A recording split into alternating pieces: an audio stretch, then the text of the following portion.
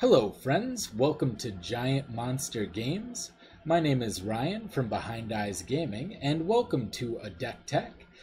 I am standing in for Adrian. We're doing a little bit of a Deck Tech swap. I'll be doing a budget standard deck, and he'll be doing a budget modern deck over on my channel. You can check that out in the description below, I'm sure.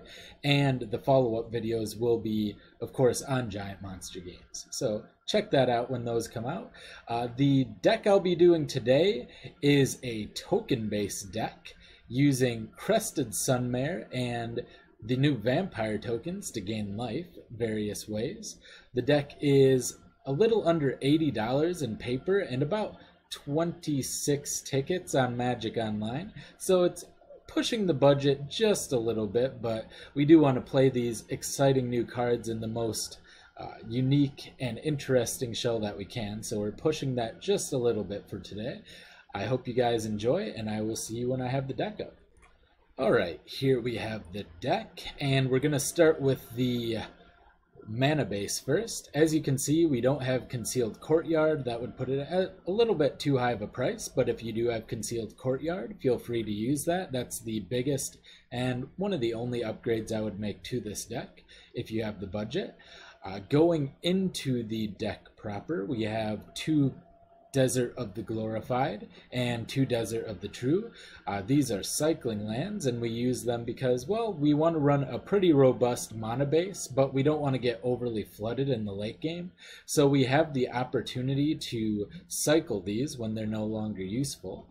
We have 3 Evolving Wilds, and that, of course, is because our early drops are a little less important than our later drops, so we don't need to get off the ground right away. A lot of our later drops are going to stabilize us with all the life gain available, so we have the option to search out a card that we need to fix our mana. We are running a total of 13 white sources and 11 black sources, and generally speaking, you see that there are more white cards currently, but a lot of our black cards are double black, so we want to make sure that they're somewhat similar in terms of the black and white sources. We have 2 Ifnir Deadlands, which is another desert. It doubles as removal in the late game, so if you do have those extra lands, you can always sack off one of your deserts you have available and use it to give 2 -1/-1 counters to a creature. We have a total of 4 plains, just simple, able to search those out with Evolving Wilds, of course. And then 4 Shephet Dunes. The life paying for the 1 mana is pretty low opportunity since we have plenty of ways to gain life in this deck. And since we're looking to go wide with tokens, the extra buff of giving all of our creatures +1/+1 can come in handy in the later game. So that can push us over the edge and give us lethal in certain situations where we go wide enough. Lastly, of course, we have our swamps. We have 7 of them total, so that pretty much covers the mana base. Going into the 1-drops, we have 4 Legions Landing, one of the new cards that creates vampire tokens. The interesting part about this is it initially places a vampire 1/1 lifelink vampire token down, but it is legendary, so if you have another one, you'll have to, of course, replace it. But if you attack with 3 or more creatures, you get to flip this over. It becomes a land that can create a white mana, or it can pay 3, 2, and 1 white to create a 1/1 vampire creature token with lifelink. This can be very powerful in the late game once we have our Anointed Processions out and just to create chump blockers. So it is a legendary land. You can have 1 over on the enchantment side and 1 on the land side, but not both. So don't be afraid to replace these just to get the tokens. We also have 4 copies of Sacred Cat, which is a 1/1 lifelink as well. And it has Embalm for 1, which is a very powerful way to create the life that we need for Crested Sunmare.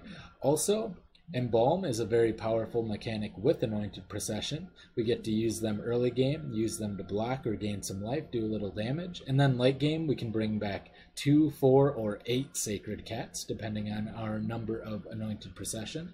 So that can be quite the snowbally effect, but not nearly as snowbally as our next Embalm creature. 4 copies of Anointer Priest, one of the cards that has broken Magic the Gathering Online for me. This card will gain you 1 life for each creature token that enters the battlefield under your control. This includes itself, as it does have Embalm.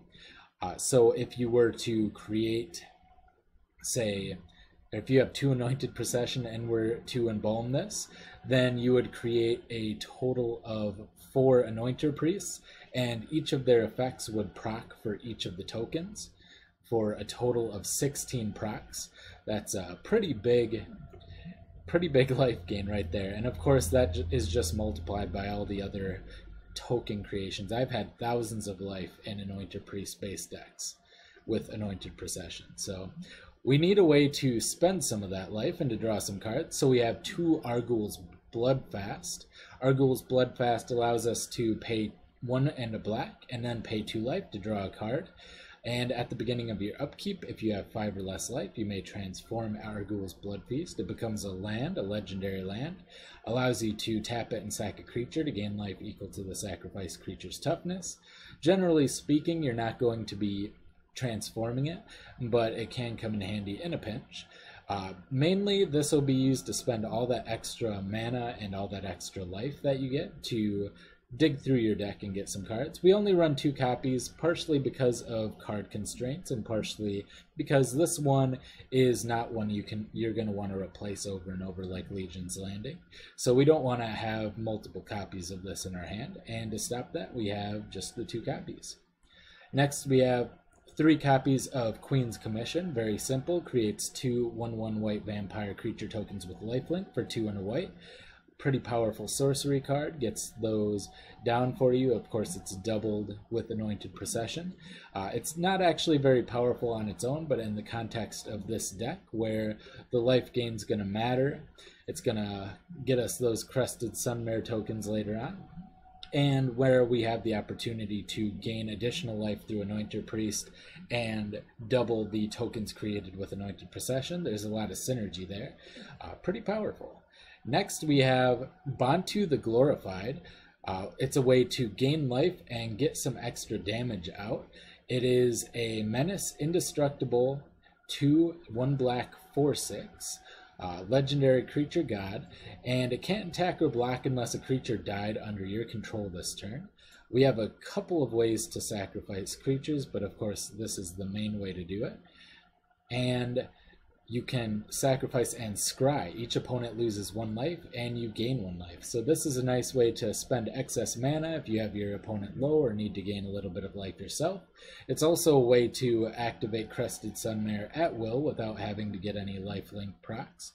So just another way to easily activate one of our win conditions for the deck. Next we have 3 copies of Never to Return. This solves 2 problems for us.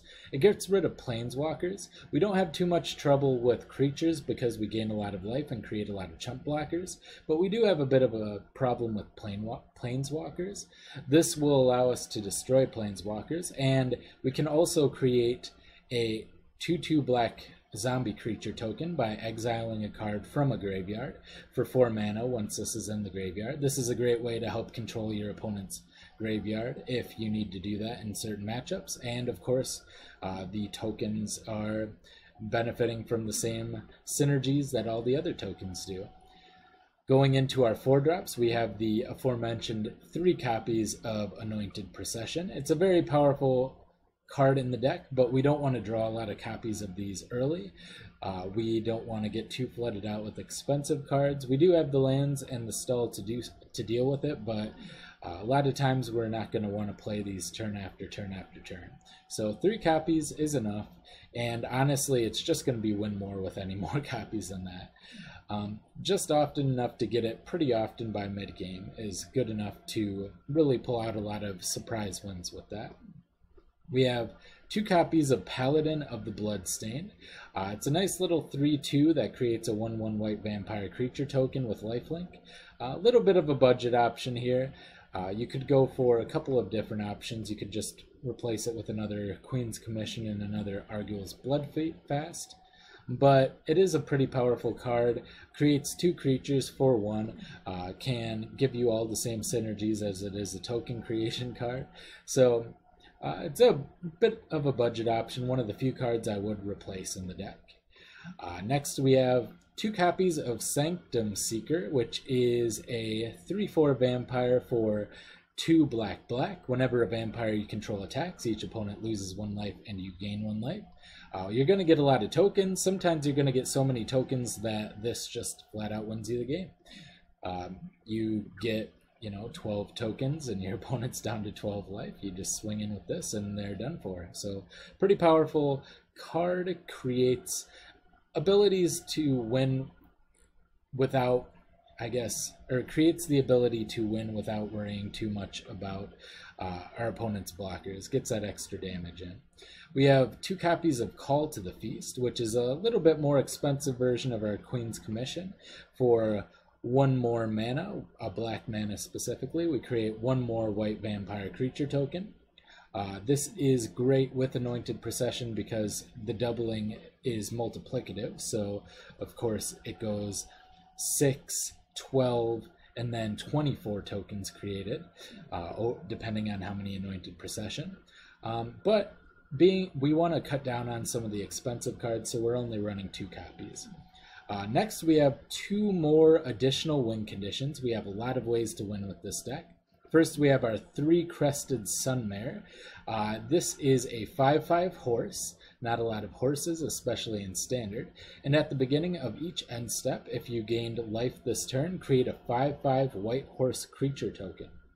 So it gives other horses you have indestructible. It's not legendary, so if you have 2 of these out, it makes both of them indestructible and very difficult to deal with at that point.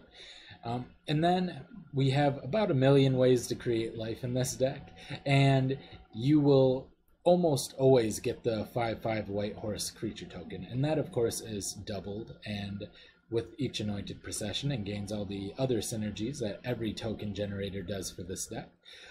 Just a really great way to take over the game. Creating enough 5/5 horse tokens that are indestructible allows you to swing in over and over and over again, and no matter what kind of board stall your opponent has, they're not going to be able to do anything, especially if you have 2 of these out. They're going to have to cast out 1. They're not going to be able to fumigate. They're not going to be able to sweltering sun. They will be able to, of course, Hour of Devastation, but that is about the only workaround to that. We have Bishop of the Bloodstained, and this is a 3/3 for 3 black, so 5 total, and it has an effect that can sometimes just win us the game. When Bishop of the Bloodstained enters the battlefield, target opponent loses 1 life for each vampire you control. The goal, of course, is to stack up so many vampire tokens that this just wins you the game outright. Just one of many ways to create that situation for you in the deck. So alternate win condition, 2 copies, nice budget way to win the game. Alright, getting over into our side deck, we'll start with Authority of the Consuls. This card for 1 mana is an enchantment that makes your opponent's creatures enter the battlefield tapped. Whenever a creature enters the battlefield under your opponent's control, you gain 1 life. This card is absolutely phenomenal against aggressive decks. It's another way to gain life for your Crested Sunmare, and it can stall the game, basically negates haste outright, so dinosaurs, which are heavily reliant on haste, are greatly hindered by this. Ramanop Red, which has been a big part of the format and will continue to be so, is also hindered greatly by this. So just one of our great, and pretty much our only great, anti-aggro plan. Fragmentize destroys target artifact or enchantment with converted mana cost 3 or less for 1 mana. It's a sorcery speed, but it's still fairly powerful. It can get rid of cast out, it can get rid of some of the new interesting enchantments, can get rid of various miscellaneous enchantments or artifacts such as Anointed Procession, for instance. So if your opponent runs cards like that, you can get rid of those as well. Also gets rid of vehicles, all the problematic ones like Aether Harvester or Heart of Corinne. So keep that in mind. This is a great sideboard deck against a lot of decks, really, very versatile. 3 copies of Duress. It's one of our cards that are kind of our anti-control suite. This is trying to get rid of the Sweltering Suns or the Fumigates, that kind of thing, before they're able to get those off and wipe our board. So staying ahead of board wipes is really nice. It also kind of can get rid of card draw, just decks that are very, very spell oriented and don't have, or sorcery oriented or instant oriented, non-creature spell oriented. This can help us against all of those. We don't worry too much about single target removal, so we're not going to bring it in against that, but control generally is going to be hindered by duress. I'm sure many of you modern players are familiar with the card. All right. And then our other anti-control card is also 3 copies of Blood-Crazed Paladin. All of the aforementioned board sweeps are very scary for our deck. Sometimes we're going to have 10, 20, 30, 100 tokens out, and our opponent's going to wipe the board. They're going to Hour of Devastation, and all of the indestructible in the world isn't going to stop them. Now, what we want to do is side this in, and when the board does get wiped, we flash this in on their end step. Blood-Crazed Paladin is a 1/1 for 2, 1 and a black, Vampire Knight. It has flash, and when it enters the battlefield, you get a +1/+1 counter on it for each creature that died this turn. This is basically a way to say, okay, you swept my board, you killed a bunch of my guys, but we're going to come back with just as much power as we left with. And usually it's enough to win the game. Not always, but very often it's going to be enough to win the game. Very powerful side in against those control decks. Lastly, we have 3 copies of Sentinel Totem. There is a deck called God Pharaoh's Gift that is running around, and it is pretty strong, and it remains pretty strong, so we have to make sure that we're vigilant against it and have a sideboard option. This is a 1-mana artifact that when it enters the battlefield you scry 1, and then you can exile it and tap it to exile all cards from all graveyards. Everybody knows that God Pharaoh's Gift, or everybody who has played Standard in the last couple months knows that God Pharaoh's Gift will rely heavily on graveyard effects, or having creatures in the graveyard. This pretty much negates it single-handedly, so very powerful. You save this up for right before they have 7 and can search out for their God Pharaoh's Gift, or just generally when they play God Pharaoh's Gift. When they go to resurrect or go to combat phase, you just get rid of everything. So great counter to the deck. If you enjoyed, don't forget to check out my channel and subscribe. This has been Ryan from Behind Eyes Gaming, and I will see you next time. Bye!